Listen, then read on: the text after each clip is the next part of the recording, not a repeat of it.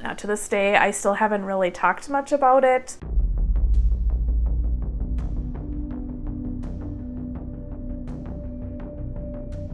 Hey everyone, welcome to my channel. My name is Heather, and this is my first video on YouTube.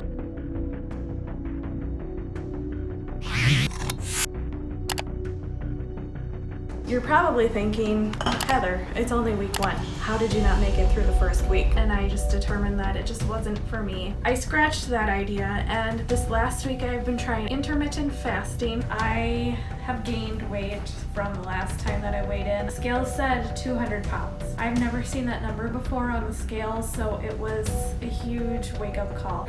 I've let myself get to this point again. I woke up at about 3 o'clock last night, and I had like the worst pain in my chest, like right below my breastbone. So I'm not sure what it was. It kind of scared me actually. So that's a little embarrassing. I just lost all motivation. I haven't worked out in over a month.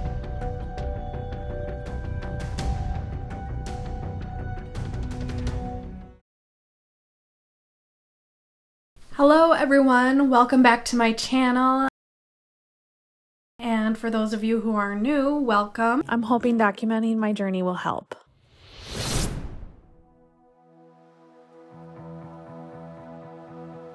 I want this to be something that will last me a lifetime. I'm tired of the yo-yoing. I'm tired of losing a couple pounds and then gaining 5. I know that a year from now, I'm going to be happy that I stayed consistent and I kept with it. You are all aware of the virus that is spreading among the world right now. Now to growing concerns about the deadly coronavirus officially hitting the U.S. Officials now say more than 400 people have been sickened. It's rough. I come home and all I want to do is eat, and I've given into that pretty much every day. I am just spiraling out of control. Well, hello everyone. It's been a while. So the last time I posted, which was a little over a month ago, my weight loss journey was starting to fall apart. I am working at home now, and it's been a good 6 weeks. So I lost 3.4 pounds this week. I am super happy with those results. I am looking forward to getting into the 170s. It has been a while. My reward for hitting 180 pounds was new workout shoes.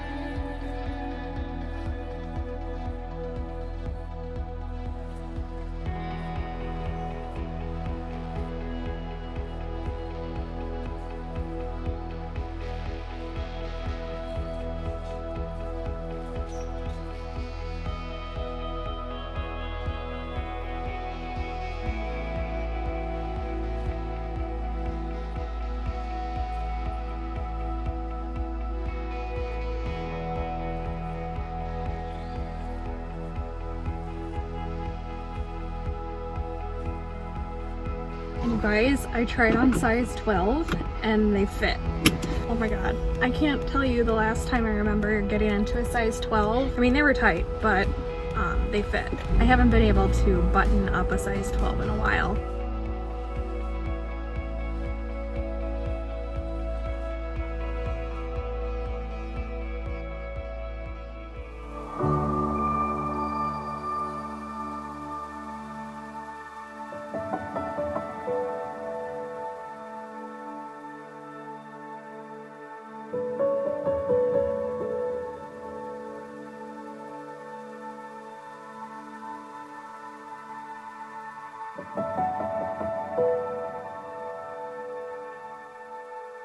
I just had a really rough week. I feel like I probably just kind of pushed it aside rather than deal with everything.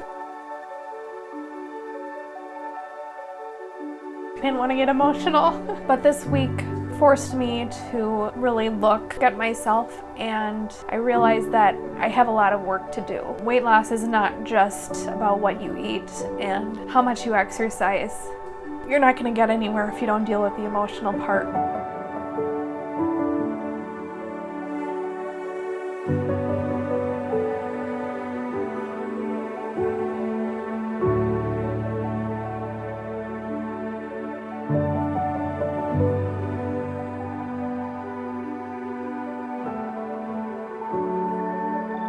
weighed in at 163, which is a loss of 1.2, and you guys, I am officially no longer obese. I am out of the obese category according to the BMI scale.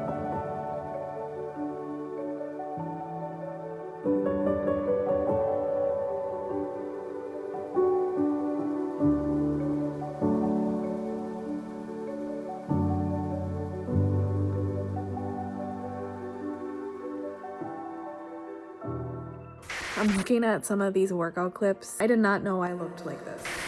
The dreaded weight regain. It happened slowly over the course of 4 years, and I didn't notice it. I mean, I did. I literally saw it on the scale in real time, as the numbers slowly crept back into the 160s, the 170s, and so on. Life consisted of starting, stopping, and restarting, over and over, all while the needle on the scale continued to move up. But how is it possible to not notice that big of a gain?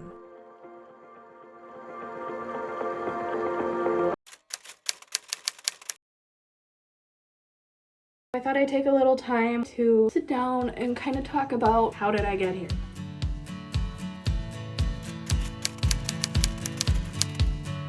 Everything's fine.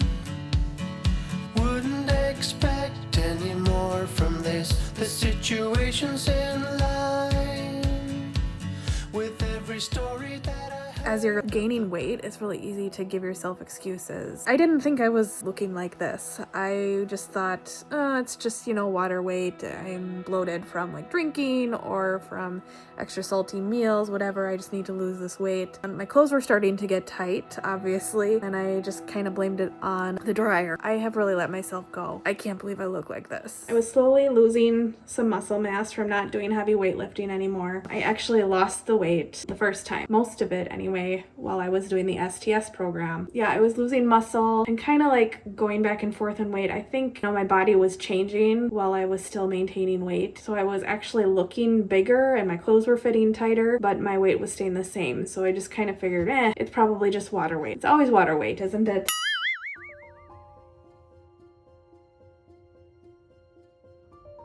No, it wasn't water weight, and I really needed to step it up. This time wasn't the same as all other times. I could get away with a 10 to 15 pound regain, but when I saw all my clothes not fitting, all my jackets, all my jeans, when I put them back on in the winter and they weren't fitting, that was a huge wake-up call. It was no longer about, I just gained a few pounds.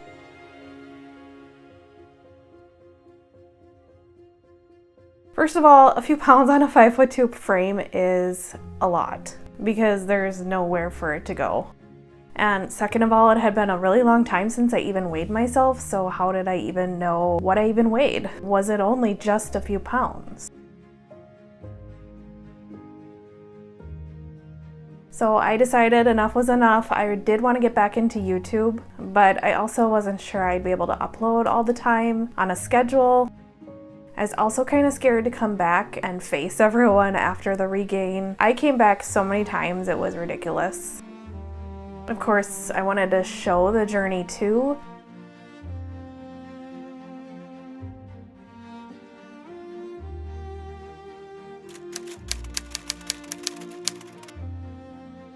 A typical day in my life over the last couple years, I was just kind of surviving, I guess you could say. I would go to the gym, I would go to warrior sculpt classes, and I would also walk the dogs once in a while. I wasn't tracking calories, but I was mindful, but I also didn't care, if you know what I mean. One day a week, I would go out to dinner with a friend, out to drinks. In the last couple years, I've been helping out my friends with volleyball. They like a pickup volleyball type of thing, and I've been helping them getting the entrance fee because we use that to pay for the rent. At those volleyball events, we would drink. Not there, but we would go out afterwards and we drink every single night. We were doing this 3 times a week. That just added up. It was turning into be quite a lot. Even if that day I was within my calorie range, the next day I'd want to eat and I would just continue to eat bad things. And I tell myself I can't order DoorDash or Uber Eats or whatever, but I'd end up doing it like 3 or 4 times a week. So that on top of the alcohol, on top of the sitting, I'd sit there for hours. It just kind of piled on. Every day I was feeling really lethargic and bloated, just puffy in general, I guess. I wasn't fitting into my jeans anymore. You know, I remember getting out my winter jackets for the season and I'd put them on and they didn't fit. Or my jeans, I'd put on my jeans again. They didn't fit. I had to buy all new jeans. I had to buy a bunch of new shirts. For someone who was going to the gym all the time, it was like, God, why am I getting bigger, but I'm going to the gym more than I was? Well, I mean, we all know it's 80% diet. We all know that. It's just, I didn't think I was eating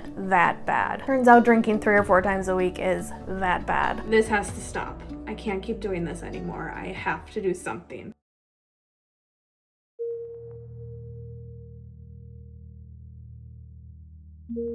Oh my goodness, I am doing horribly. Feeling like so blah today. Tired, just down. And I ordered Grubhub. I ordered some Lago tacos, some nachos. I did not eat them all. I still have some here, but now I feel like crap. It's almost 3 o'clock and I just want to go to bed right now. I don't know. Today I'm just like completely drained and I have no energy and I don't want to do anything. I don't know what's going on. I'm feeling a little down too. I'm not sure what the problem is. I am just having a rough day lately this week. Since probably this weekend, I have just been craving things, feeling tired, just worn down. It took everything in me not to order crumble cookies off of Grubhub. I'm eating this peanut butter chocolate protein bar instead. I'm gonna go over my calories today again, but at least it's only like 100 calories. I didn't give in to my craving for crumble cookies. Not even 5 o'clock yet, but I am ready to just lay in bed and do nothing and stay the hell away from the kitchen because I don't know what the hell's wrong with me, but I am just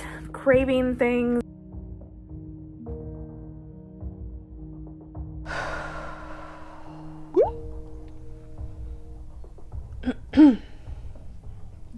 So my experience with emotional eating has been something that I've struggled with a long time, but it really started to take a big turn when I was in an abusive relationship. I met my ex back in 2011. I had just gotten out of another relationship. I had found out that the guy had cheated on me and gotten someone else pregnant, and I was actually living with him at the time that I found out. So I had to move out and I took a huge blow to my self-esteem, as you can imagine. I was only probably 22, 23, somewhere in there. I had just graduated college and I was just getting my life started. I thought this was someone I was going to marry and spend the rest of my life with. That just wasn't the plan for me. But I was single for maybe a year. I had gone out one night with some friends and I met this guy at a club and we started dancing and he got my number. I didn't think anything of it, and then the next day he did actually reach out and asked if I wanted to go out with him, and so I did, and everything else is history. There were many red flags in the beginning, but I just didn't pay attention to them. Literally 2 weeks after we met, he showed up at my apartment and he had a basket of clothes ready to move in. That was one red flag. Another red flag was he told me he loved me on our first date. I did not say it back, by the way. There were a lot of red flags, but I chose to ignore them. Most of the time people say that the relationship started out great, everything was perfect in the beginning, but it really wasn't for me. It was maybe for the first 2 or 3 months. Maybe it's because things went so fast in those first few months and he was already moved in with me and we were basically living like we were married already. After those first few months, I realized who he really was.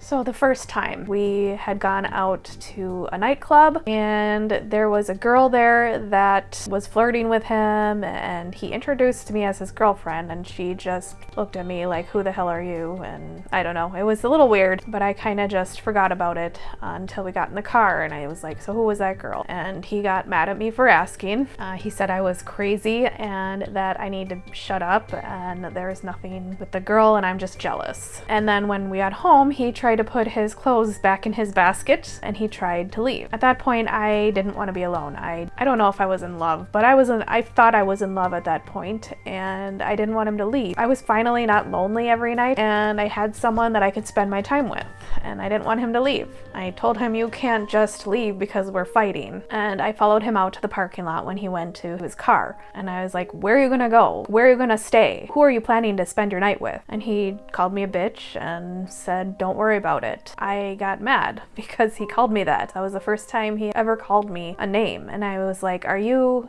effing kidding me? He got really mad at that. I guess he doesn't like it when girls speak up to him. And that's when he hit me. He flailed his arm at me and it hit me right here in the throat. And I just remember it burning really bad. It burned so bad. I was choking and I felt like there was sandpaper in my throat and I couldn't breathe. I was standing there gagging, and that's when he realized what he did. And he, of course, said he was sorry and he hugged me. He said, let's go inside. And we went inside. I remember thinking, you know, it was my fault that he did it. I shouldn't have followed him outside. I shouldn't have bothered him. I should have just let him leave. That was the excuse I gave him. And it was only one time.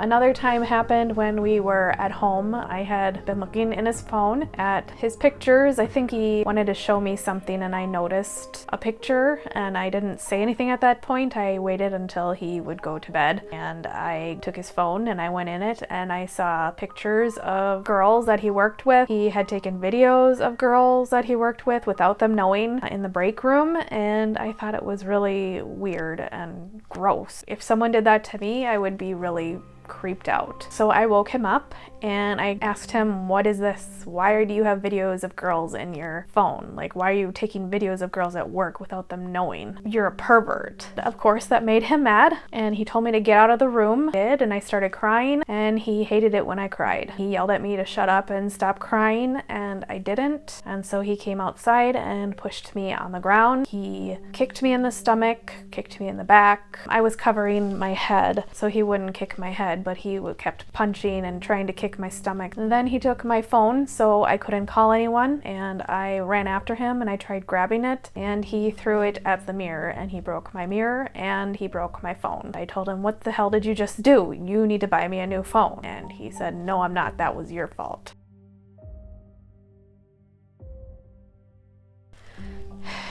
I remember this clearly, and I remember what we were fighting about. We were fighting about him calling me fat. He said I need to start going to the gym.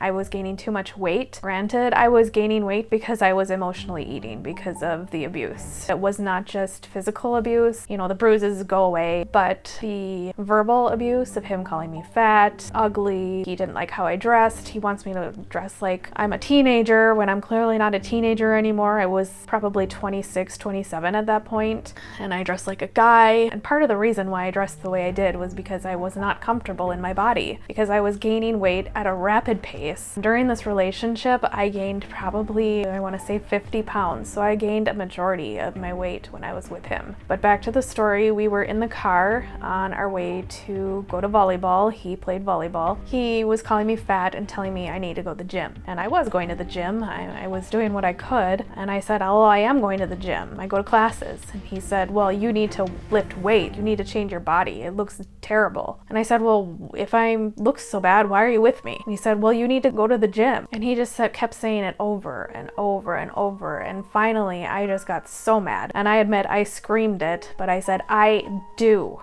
And that's when he went like this and he hit me right here, square in the cheek. And I still remember the sound of his fist hitting me. I can hear the thunk in my head that I heard. And I didn't hurt when he did it, but I could feel it like start tingling. I didn't know what to do. I was shocked. I was trying to process what actually happened. It just started to tingle, and I said, pull over right now. And he pulled over. I didn't want to be in the car with him. I was frightened of him, so I quick got out. We were chasing each other around the car for a while, and I said, stop, you need to leave me alone. I don't want to be in the car with you. You scare me. And I'm like, I can't believe you did that to me. And I can't go to volleyball like this. How am I gonna go see my parents like this? How am I gonna go to work like this? And he said, please just get in the car. And I said, I'll get in the car, but I'm gonna sit in the back. I don't wanna be in the front with you. He said, fine. So I got in the car in the back, and he got in the driver's seat, and he started driving. And when he got on the freeway, he looked back at me and he saw what he did. And I could see it in his face that it was bad. So I looked in the mirror, in the rearview mirror. It was terrifying. My cheek was like out to here. Like it looked like a baseball on the side of my cheek. And I just started bawling. I'm like, what am I gonna do? How am I gonna hide this? And he hated that I was crying, of course. He said, it's not that bad. And he started slamming on the brakes. He's like, you need to stop crying. And I said, just drive home. I don't remember anything else of that night. I know he didn't hit me. I know he didn't hurt me more, but that was the worst time. I remember I had to figure out how to do my makeup, cover it up, because it was bruised like really bad. I think I missed work a few days, but when I did go to work, it was still there. And I remember my coworker walking with me to the bathroom and saying, do I need to beat your boyfriend up? And I said, why? She said, well, that looks kind of bad. I think I blamed it on my brother. We were roughhousing and he accidentally kicked me in the face. And she's like, oh, are you sure? And I said, yeah. She's like, oh, okay. And I know she didn't believe me, but that was it. She didn't ask me anymore. And I could feel the stares when we went out in public or when we went to volleyball. I think I avoided my parents for as long as possible and they never saw. Another incident was when we went to the casino. He actually wanted to go out dancing and I did not want to go because we had gone every single weekend. I was sick of going out dancing. And he said, well, I don't want to sit at home bored. We're not old. We need to go out. I said, well, I don't want to go out. If you want to go out, that's fine. And he said, okay, well, let's go to the casino then. I said, okay, that's fine, let's go. We were fighting in the car on the way there. At that point, that was after the incident in the car before when he hit me. So I was always scared to drive with him when he was mad. When he raised his voice, I would just sit there frozen, like I couldn't move. I remember him getting mad and he would lift up his hands, not to hit me, but like because he was so mad. And I would wince a little bit like that. And he looked at me and he was like, why are you doing that? And he got so mad, he grabbed his phone and he started pounding the dashboard with his phone. And I said, please stop it. Let's just go to the casino. We got to the casino and he lost all of his money and it was my fault. He was mad when we left and he started walking ahead of me and said, I don't want to walk with you. You're a stupid bitch. It's your fault I lost this money. I'm gonna walk home. Mind you, we were like 45-minute drive from his house. I'm like, that's not gonna happen. Come on, you're getting in the car. And he started grabbing rocks on the ground and throwing them at me. He didn't hit me with them because I was able to maneuver so he wouldn't hit me. That made him mad, so he spit in my face. And then he said, look at you. I can't believe you let someone treat you like I do. You are a piece of shit. And I just said, let's just go home. I'll take you home. I would bring him to his parents' house a lot of the time when he was like that. I took him to his parents' house and I went home.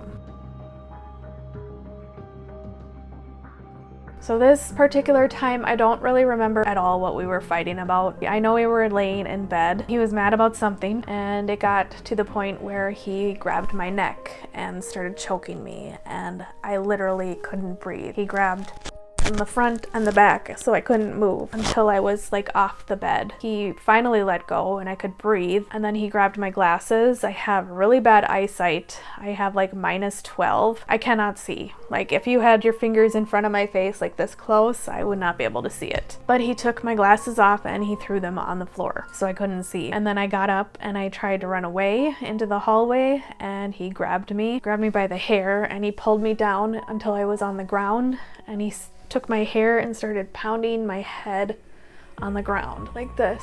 And I started seeing stars because he was pounding my head so hard on the ground. And then he looked at me for some reason and he got up and he was about to kick me and I just kind of laid there. I didn't flinch. I didn't do anything. He took his fist and he punched a hole in the door. He started bleeding and he went into the bathroom and I figured that's my chance. I grabbed my phone real quick. I took the opportunity to run out the door. I was living in an apartment at that time, so I ran out the door door into the main hallway of the building, and I ran up all the stairs. I think there were 4 floors in that apartment building, and I ran up all the way to the top floor. I ran down the hallway as far as I could. I couldn't see, but I did know that there was a laundry room on each floor. So I was looking for a laundry room to hide in, and I found it, and I hid under the counter. I don't know how long I was there. It felt like ages. I think I was there for maybe 15-20 minutes, and I texted him and I said, "What are you doing?" And he said, "I'm gone. I don't want to be with you right now." And I called him because I wanted to make sure that he was gone, and I could hear him driving. I could hear the blinker. So I hung up on him and I went back to the apartment and I locked all the doors so he couldn't get in. I was with him for about 4.5 years, finally left him in 2016. Unfortunately, that was not the end because he continued to bother me and continued to stalk me. He would call my work, he would email me because I changed my phone number. He would show up at my apartment. I had a walkout. I was on the first floor and there was a sliding glass door out to the main courtyard, so he could easily break the sliding glass door if he really wanted to get in, or one of the windows. I had my curtains closed all the time. I remember one time I was walking out to the garage to go to work and he was standing there trying to get into my garage. I had changed the code, thank God. He knew the code, and I think that's what he was trying to do, trying to get in with the code. And when I saw him, I quick went back behind the corner so he didn't see me, and I ran back inside. I think the final email, I still have all the emails saved in my phone. I think the final email he sent me was probably in 2018, 2019. So it was a good 2.5 years before he finally left me alone. I finally moved because I was sick and tired of being scared in my own home. I don't know that I'm healed. I guess I am. I didn't really ever go to therapy. I've talked to people about it, but I haven't gone into the great detail that I have here. Like I said, I gained more than 50 pounds, and that's when I had gotten up to my highest weight of over, I think 203 pounds it was. And that's really when my emotional eating really ramped up. It really was something for me to fall back on when I was going through all that. And even afterwards, I was not eating the best afterwards either, because I was still, after years of being completely stressed out in fight or flight mode all the time. It took a toll on me, and it took a while for my body to heal and get back to normal. I'm still working on it.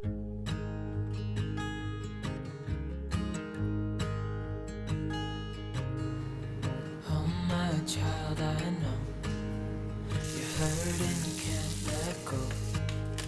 It's not your fault and you don't deserve all the bad and the hurt. I'm going to the gym here in a little bit, so I need to stop what I'm doing. I just have all my fruits and veggies soaking in some vinegar water. When I get back, I'm gonna cook this ground turkey. I'm gonna chop up that sweet potato too. Just ingredient prep. Well, I ate that entire 4-pack of Oreos. I know you've done your part. It's not fair. You did your time. How much longer will you suffer in this life? But don't give up. Just hold on tight. It'll be alright.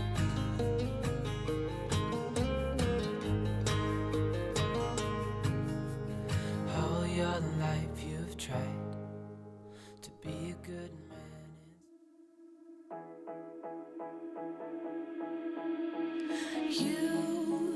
You've been hiding in the shadows way too long.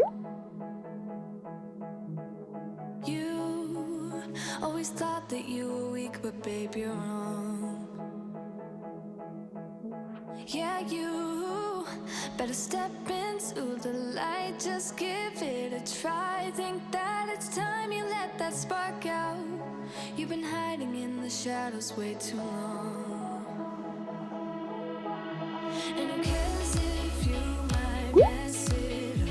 You're stronger than the others think. And who cares if you might mess it up? Go ahead and shine, darling. Go ahead and shine, my dear. 'Cause who cares if you might mess it up?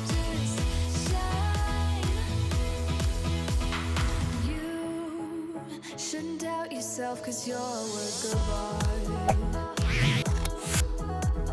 You should know that you are perfect with those flaws. Yeah, you better step into.